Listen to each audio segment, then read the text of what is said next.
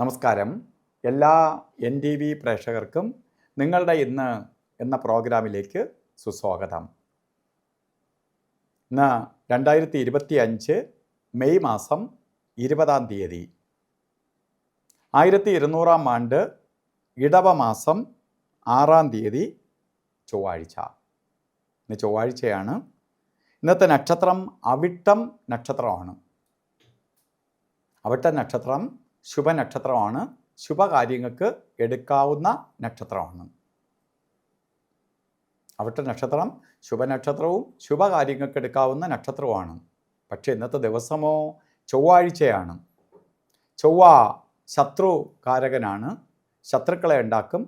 അതുകൊണ്ട് വളരെ ശ്രദ്ധിച്ച് ഓരോ കാര്യങ്ങളിൽ ഇടപെടണം. ചുമ്മാ നല്ലത് പറഞ്ഞാലും ദോഷമായി വരികയും ശത്രുഭയം ഉണ്ടാവുകയും ശത്രുക്കളെ വരാനും ഒക്കെ ഇടയുള്ള ദിവസമായതുകൊണ്ട് ഇന്നത്തെ ദിവസം നമ്മൾ വളരെ സൈലൻ്റായിട്ട് ചില കാര്യങ്ങൾക്ക് നമുക്ക് അതൃപ്തി ഉണ്ടെങ്കിൽ പോലും അതൃപ്തി കാണിക്കാതെ പോകണം. കാരണം പ്രതികരിക്കാൻ പോകരുത്. നമുക്ക് രണ്ട് ചെവി തന്നിരിക്കുന്നത് വേണ്ടതെടുക്കാനും വേണ്ടാത്തതിനെ കളയാനുമാണ്. ഇന്ന് വേണ്ടാത്തതെന്ന് വിചാരിച്ച് അതിനെ കളയാൻ നോക്കുക. അത് സ്വീകരിക്കാൻ പോകരുത്. കാരണം ശത്രുക്കളുടെ എണ്ണം കൂടും. അത് പിന്നെ വൈരാഗ്യത്തിനും ദേഷ്യത്തിനും ഒക്കെ കാരണമായി ഭവിക്കും. നാളെ നമുക്ക് പലതരത്തിലുള്ള ബുദ്ധിമുട്ടുകൾ ഉണ്ടാക്കാൻ ഇടവരും. അതുപോലെ വാഹനമൊക്കെ ഓട്ടിക്കുന്നിടത്തും ശ്രദ്ധിക്കണം. വഴി വെച്ച് എന്തെങ്കിലും ചെറിയ ചെറിയ കശവിശയൊക്കെ ഉണ്ടായാൽ അതിനെ അങ്ങ് ഒഴിവാക്കി കളയണം. അതുപോലെ ഇന്ന് ബർത്ത്ഡേ വന്നിട്ടുള്ളവർ, ഇടവ മാസത്തിലെ അവിട്ട നക്ഷത്രം ബർത്ത്ഡേ ആയിട്ട് വന്നിട്ടുള്ളവർക്ക് ഒരു വർഷത്തെ ഫലത്തെയാണ് നമ്മൾ ചിന്തിക്കുന്നത്. വാർഷിക ഫലത്തെ ചിന്തിക്കുമ്പോൾ വളരെ ശ്രദ്ധിക്കേണ്ട ഒരു വർഷമാണ്. കാരണം ചൊവ്വാഴ്ചയാണ്. ചൊവ്വ അപകടകാരകനാണ്. അതുകൊണ്ട് ആക്സിഡൻ്റ് ഉണ്ടാവാം, തീപ്പൊള്ളലേക്കാം, കേസ് വഴക്കുകൾ വരാം, സാമ്പത്തിക നഷ്ടം വരാം. ഇവയൊക്കെ ഉണ്ടാകാൻ ഇടയുള്ള വർഷമായതുകൊണ്ട് നമ്മൾ വളരെ ശ്രദ്ധയോടുകൂടി വളരെ സൂക്ഷിച്ച് കാര്യങ്ങൾ കൈകാര്യം ചെയ്യേണ്ട ഒരു വർഷമാണ്. അല്ലെങ്കിൽ പലതരത്തിലുള്ള വിഷമാവസ്ഥകൾ നമുക്ക് ഈ ഒരു വർഷത്തിൽ വന്നു ചേരും. അപ്പോൾ ഇത് നമുക്ക് ചെറിയ രീതിയിലെങ്കിലും എഫക്റ്റ് ചെയ്യാതെ പോകത്തില്ല. പക്ഷെ നമുക്ക് എന്ത് ചെയ്യണം?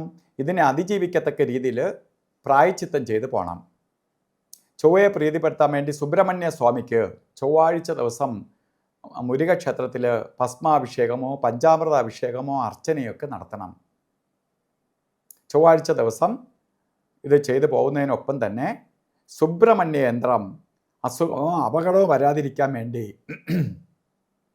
ധന്വന്തരി യന്ത്രവുമായി ചേർത്ത് ദേഹരക്ഷ ധരിക്കണം. ധന്വന്തരി യന്ത്രവുമായി ചേർത്തപ്പോൾ അസുഖവും അപകടവും ഒന്നും വരത്തില്ല. സുബ്രഹ്മണ്യ സ്വാമി നമുക്ക് സംരക്ഷണം തരും. ഇത് ചെയ്തിടുക. നമുക്കൊരു 50% ദോഷവും പരിഹരിക്കപ്പെടും. ഒരു വർഷത്തേക്ക് മതി. അതുപോലെ തന്നെ ഇന്ന് ഓരോ കാര്യത്തിന് ഇറങ്ങുമ്പോഴും രാവുകാല സമയം നോക്കി യാത്ര തിരിക്കുന്നത് നന്നായിരിക്കും.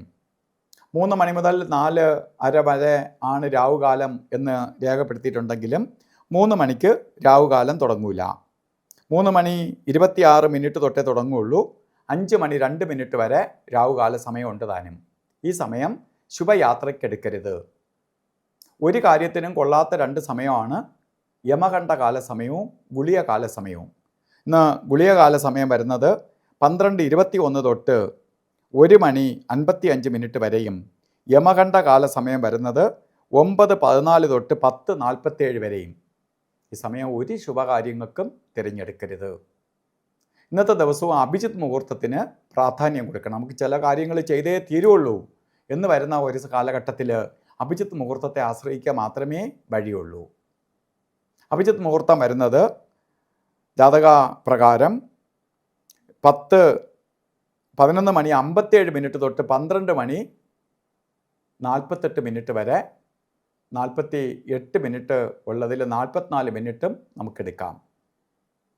ഇത് ഒരു പോസിറ്റീവ് വലയം നിൽക്കുന്ന സമയമായതുകൊണ്ട് ഈ സമയത്ത് ചെയ്യുന്ന കാര്യങ്ങൾ വിജയപ്രദമായി കലാശിക്കും. ഇന്ന് നമ്മൾ ഓരോ കാര്യത്തിന് ഇറങ്ങുമ്പോഴും വസ്ത്രധാരണത്തിന് പ്രാധാന്യം കൊടുക്കണം. പ്രധാനമായിട്ട് ചുവന്ന വസ്ത്രം അല്ലെങ്കിൽ ചുവപ്പ് മിക്സായിട്ടുള്ള വസ്ത്രം ധരിക്കുന്നത്, അല്ലെങ്കിൽ നമ്മളെ കയ്യിൽ കരുതുന്നത്, അല്ലെങ്കിൽ ഒരു കർച്ചീപ്പായിട്ടെങ്കിലും കരുതുന്നത് ചൊവ്വയുടെ പോസിറ്റീവ് എനർജി നമ്മളിലേക്ക് ആഗിരണം ചെയ്യാനും ചൊവ്വയുടെ നെഗറ്റീവ് നമ്മളിൽ നിന്ന് മാറാനും സഹായിക്കും. അപ്പോൾ ഇന്നത്തെ ദിവസം എല്ലാവർക്കും നല്ലത് വരട്ടെ എന്ന് പ്രാർത്ഥിച്ചുകൊണ്ട് നിർത്തുന്നു. നന്ദി, നമസ്കാരം.